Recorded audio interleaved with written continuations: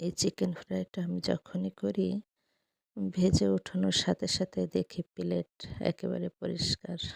এত টেস্টি, এত মজা। তো সকাল বা বিকেলের নাস্তায় রাখতে পারেন। ঝটপট, বেশি কিছু না।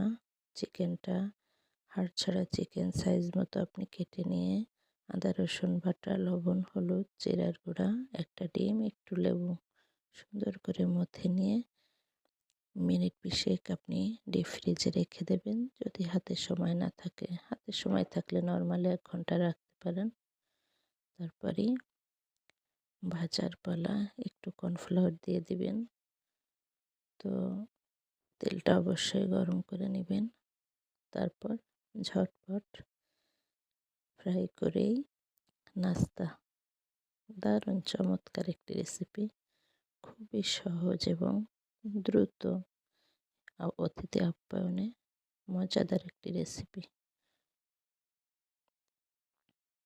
তো বিশেষ করে শীতের দিনে প্রায় আমি এই রেসিপিটা বানিয়ে থাকি। বাচ্চাদের ভীষণ পছন্দ।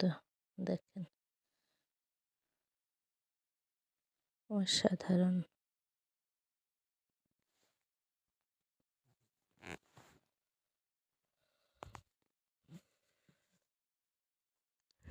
মুচমুচে দারুণ একটি খাবার।